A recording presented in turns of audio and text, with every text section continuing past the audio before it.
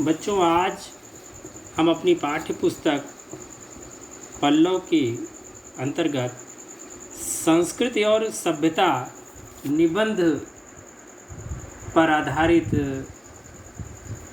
इस दूसरे वीडियो में संस्कृति और सभ्यता से संबंधित कुछ अन्य बातों पर चर्चा करेंगे, उस पर विचार करेंगे। जैसा कि पिछले वीडियो में हमने देखा कि संस्कृति और सभ्यता का जो अंतर बताया गया है कि सभ्यता क्या होती है, जो स्थूल वस्तुएं होती हैं। स्थूल कौन सी? जो सुख सुविधाओं से संबंधित जो वस्तुएं हमारे पास होती हैं, वो हमारे लिए सभ्यता की निशानी होती हैं या सभ्यता की परिचायक होती हैं। और वो चीज़ें जिस कला या जिस आर्ट से या जिस नॉलेज से, ज्ञान से बनती हैं, वो संस्कृत के अंतर्गत मानी जाती है। पिछले अंक में हमने ये भी बताया कि लेखक ने एक उदाहरण दिया था छोटा नागपुर क्षेत्र के आदिवासियों का, और जंगल में प्राचीन काल में रहने वाले प्राचीन ऋषि मुनियों का उदाहरण दिया था लेखक ने। इन दोनों उदाहरणों में लेखक ने ये बताया है कि सभ्य सुसभ्य और सुसंस्कृत में क्या अंतर होता है। आज की जो वर्तमान परिभाषा है उसके अनुसार अगर हम देखें तो जो हमारे आदिवासी भाई बंधु हैं वो सभ्य उनको हम नहीं कह सकते। लेकिन क्यों नहीं कह सकते? क्योंकि उनके पास आधुनिक चीज़ें नहीं हैं, सुख सुविधाएं नहीं हैं। लेकिन हम उनको सुसंस्कृत कहते हैं। इसलिए कहते हैं कि सुसंस्कृत होने के जितने भी लक्षण हैं वो उनमें पाए जाते हैं, चाहे दया हो, माया हो, सच्चाई हो, सदाचार, ये सारी चीज़ें संस्कृत की निशानी है और ये उनमें पाई जाती हैं। इसी प्रकार हमारे जो प्राचीन ऋषि मुनि थे उनमें भी यही बात थी कि भले ही वो झोपड़ियों में रहते थे, भले ही वो पत्तलों में भोजन करते थे या मिट्टी के बर्तनों में ही अपना भोजन वो बनाते थे, लेकिन उनका ज्ञान, उनका जो परिवेश था वो अत्यंत ही सुसंस्कृत था। तो ये एक भेद लेखक ने इन उदाहरणों के द्वारा सभ्यता और संस्कृति के बताए थे। इसके बाद पिछले ही अंक में हमने ये भी देखा था कि संस्कृत और प्रकृति में भेद भी हमने देखा था। प्रकृति क्या होती है? जो मनुष्य का मूल स्वभाव होता है वो प्रकृति माना जाता है। जैसे कि गुस्सा करना या हंसना, प्रसन्न होना, ये सब मनुष्य के प्रकृति कहे जाते हैं। और जैसे ईर्ष्या, मोह, राग, द्वेष और काम वासना, ये सब क्या हैं? प्रकृति के गुण कहे जाते हैं। इन गुणों के बारे में भी हमने पिछले अंक में चर्चा की थी। आइए अब हम आगे बढ़ते हैं और इस दूसरे भाग में हम संस्कृत से संबंधित अन्य चीज़ों पर चर्चा करेंगे। संस्कृति ऐसी चीज़ नहीं कि जिसकी रचना 10, 20 या 150 वर्षों में की जा सकती हो। अनेक शताब्दियों तक एक समाज के लोग जिस तरह खाते पीते, रहते सहते, पढ़ते लिखते, सोचते समझते और राजकाज चलाते अथवा धर्म कर्म करते हैं, उन सभी कार्यों से उनकी संस्कृति उत्पन्न होती है। बच्चों देखिए, हमने संस्कृति के बारे में पढ़ा, लेकिन प्रश्न ये उठता है कि आखिर ये संस्कृति पैदा कैसे होती है, उत्पन्न कैसे होती है।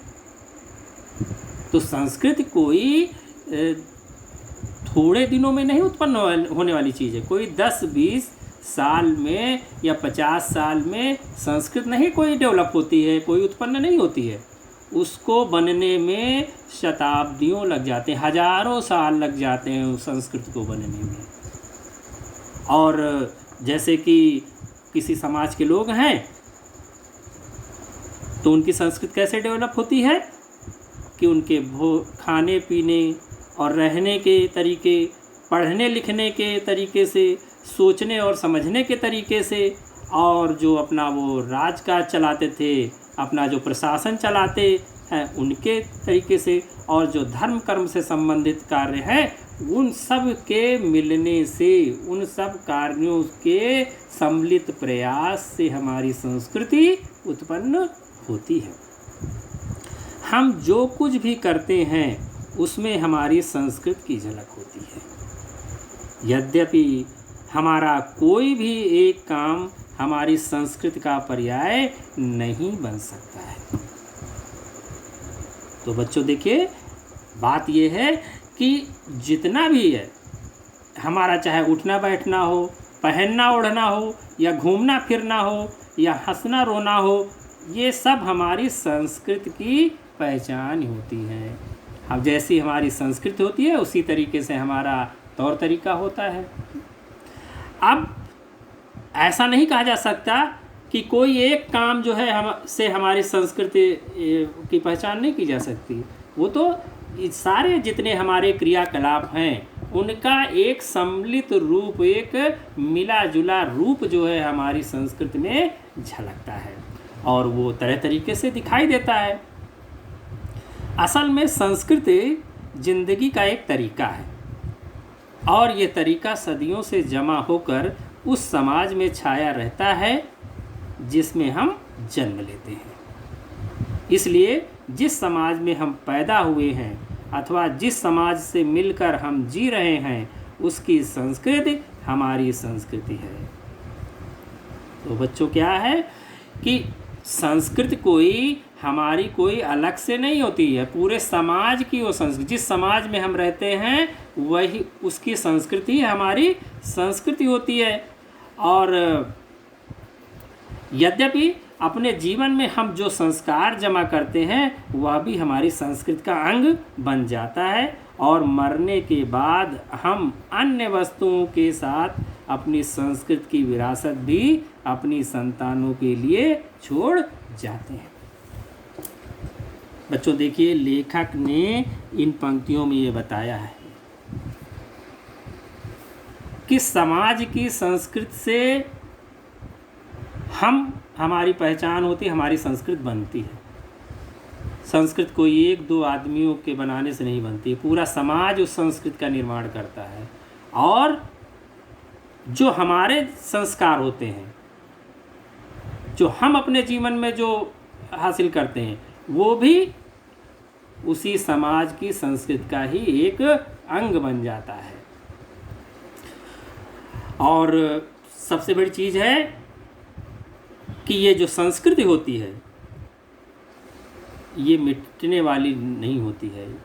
मनुष्य सभ्यता भले ही कोई नष्ट हो सकती है, लेकिन संस्कृति इतनी आसानी से नष्ट नहीं होती है। जो कुछ भी हम जीवन में हासिल करते हैं अपने, वो हम अपने आगे के पीढ़ियों के लिए, अपनी संतानों के लिए छोड़ जाते हैं। वो संस्कृति संतानों को मिल जाती है, आगे के पीढ़ियों को मिल जाती है।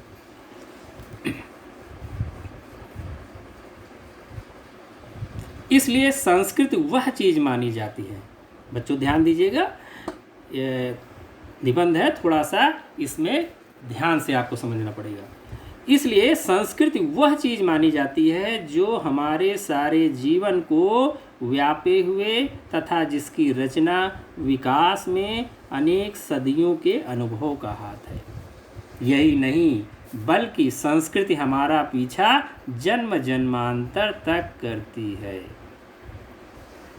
अभी हमने बताया कि कोई भी सभ्यता बन सकती है और बिगड़ सकती है, लेकिन संस्कृति बिगड़ती नहीं है आसानी से।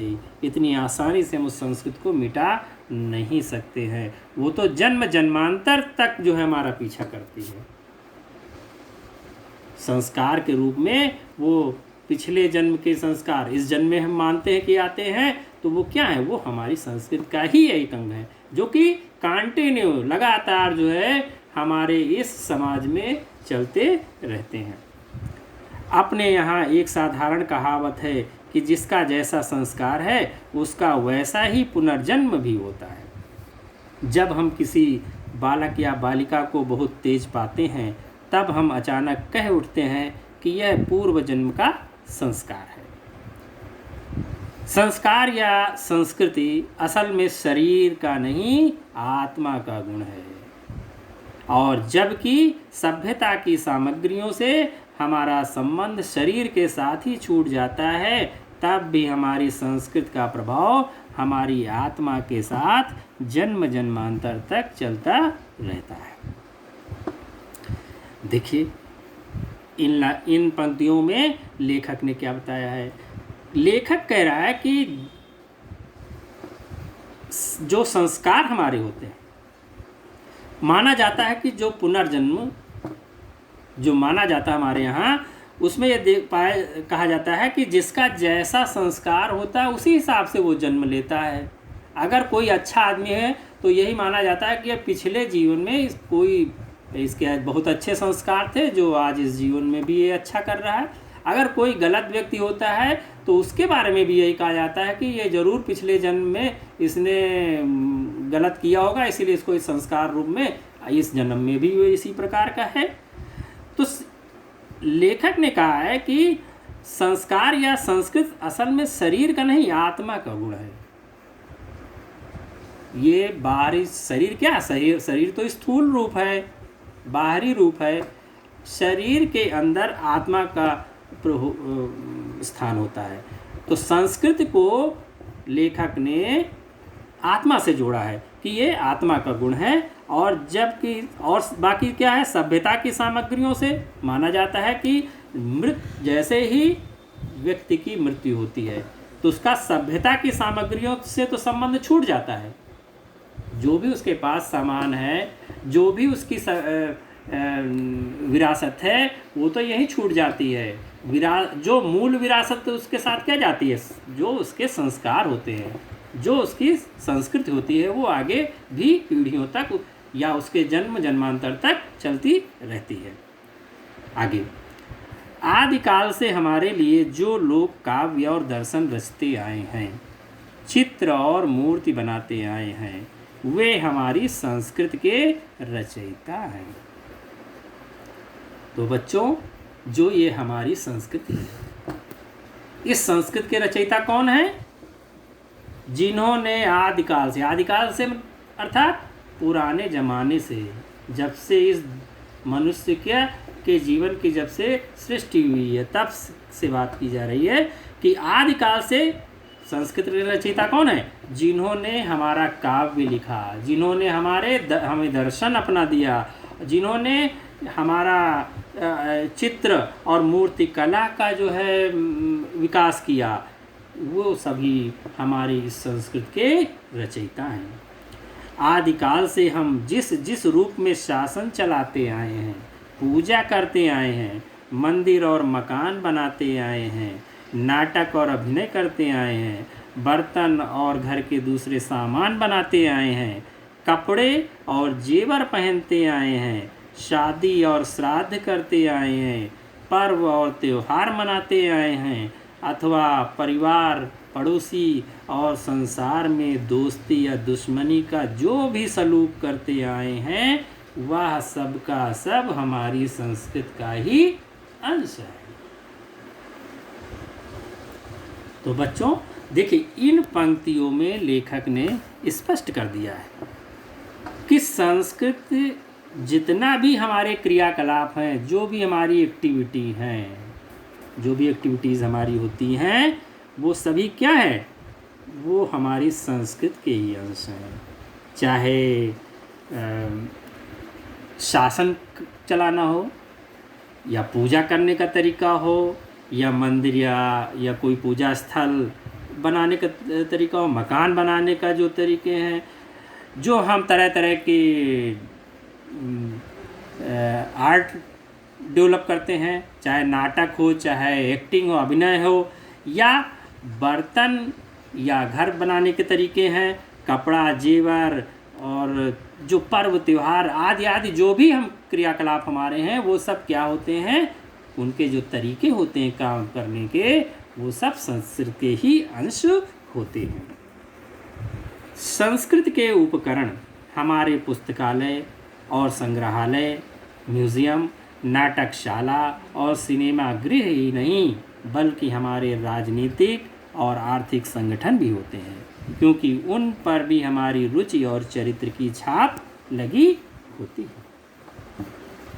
अब देखिए बच्चों, इन पंक्तियों में लेखक ने ये क्या बताया है। पूछा जा सकता है आपसे कि संस्कृत के उपकरण कौन कौन से होते हैं। तो संस्कृत के उपकरण केवल यही नहीं है कि पुस्तकालय हो गया या म्यूज़ियम, ये तो है ही है। पुस्तकालय है, संग्रहालय हैं, नाटकशालाएं हैं, थिएटर हैं जिनको कहते हैं, और सिनेमा घर हैं, ये सभी हमारे संस्कृत के उपकरण हैं। लेकिन मात्र यही नहीं है उपकरण, इसके साथ साथ कौन है, जितने भी हमारे शासन करने के जो तरीके हैं, राजनीतिक जो हमारा तंत्र है, और उसके साथ क्या है, हमारे जो आर्थिक संगठन हैं, इकोनॉमी के हमारे जो एक्टिविटीज़ हैं, ये सब भी जो है हमारे संस्कृत के उपकरण के अंतर्गत माने जाते हैं। क्यों माने जाते हैं? क्योंकि उन पर भी हमारी रुचि और चरित्र की छाप होती है। बिजनेस करना है तो वो भी हमारी संस्कृत से प्रभावित होगा, अगर शासन करना है तो वो भी हमारी संस्कृत से प्रभावित होता है।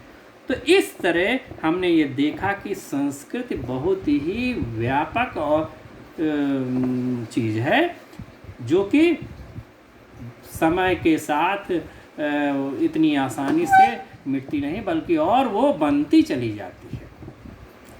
तो बच्चों, इस पाठ के द्वारा हमें जो लेखक ने बताया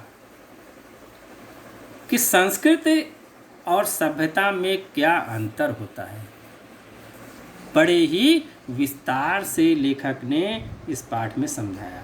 और दूसरी बात यह है, ये भी बताया कि संस्कृत और सभ्यता एक दूसरे के पूरक हैं। वो अंतर है लेकिन वो एक दूसरे से जुड़ी हुई चीज़ें हैं। तो बच्चों, इस पाठ का संदेश यही है कि हमारी सभ्यता व संस्कृति ही हमारी पहचान है। जिस देश की ना अपनी सभ्यता हो ना संस्कृति हो, उस देश की कोई पहचान विश्व में नहीं बन सकती है।